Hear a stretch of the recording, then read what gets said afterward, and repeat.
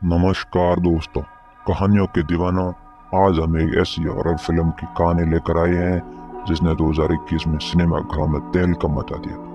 ये फिल्म है the Conjuring, the devil made me do it.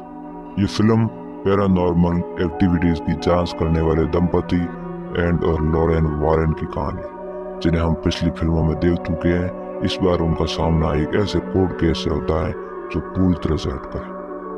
कहानी की शुरुआत होती है 1981 के कनेक्टिकट से। डेविड ग्लिट जेल नाम का एक लड़का अपने प्रेमी डेबोरा के साथ एक पुराने घर में रहता है। एक रात अचानक डेविड के साथ कुछ अजीब हरकतें होने लगती हैं। उसका व्यवहार पूरी तरह से बदल जाता है। वो अजीब आवाजें निकालता है, खुद को चोट पहुंचाता है और अजीब भाषा में बोलने लगता है। डेविड के माता पिता परेशान होकर मदद के लिए एक वुडू पुजारी के पास जाते हैं।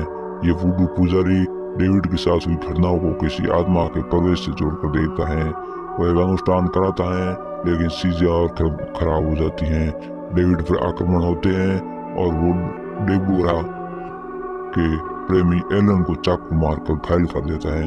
इस घटना के बाद डेविड पर हत्या के प्रयास का आरोप लगता है, मगर डेविड का दावा है कि उसने ये सब अपनी मर्जी से नहीं किया। वो कहता है कि शैतान ने मुझे करवाया है।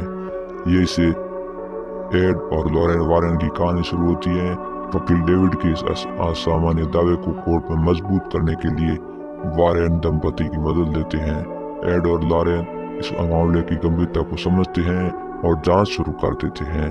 अपनी जांच में वो पाते हैं कि डेविड और डेबोरा ने कुछ दिनों पहले अपने एक दोस्त के साथ एक ओइजा बोर्ड से बातचीत करने की कोशिश की। माना जाता है कि ओइजा बोर्ड आत्माओं से संपर्क करने का एक माध्यम है। वारेन दंपति को शक होता है कि डेविड के साथ जो कुछ हो रहा है वो किसी आत्मा के कारण नहीं, बल्कि शैतानी ताकत के कारण हो रहा है। वो इस बात के सबूत ढूंढते हैं कि कोई शैतानी ताकत डेविड को अपने वश में करके ये सब करवा रही है। अपनी जांच के दौरान वो एक पूर्व पुजारी से मिलते हैं जो उन्हें खौफनाक सच्चाई बताता है। पूर्व पुजारी बताता है कि डेविड के साथ जो कुछ हो रहा है वो एक शैतानी अनुष्ठान का नतीजा है। कुछ किशोरों ने मिलकर यह खतरनाक अनुष्ठान किया था जिसमें उन्होंने किसी शक्तिशाली शैतानी ताकत को बुलाया था, लेकिन ये शैतानी ताकत डेविड को अपने वश में नहीं कर पाई और शैतान असल में डेविड के दोस्त ऑर्नी जॉनसन को अपना निशाना बनाना चाहता था। लेकिन आखिर समय में ऑर्नी ने भगवान से प्रार्थना की और खुद को बचा लिया। शैतान डेविड की कमजोर आत्मा में घुसने में कामयाब हो गया। एड और लॉरेन को यह जानकर झटका लगता है।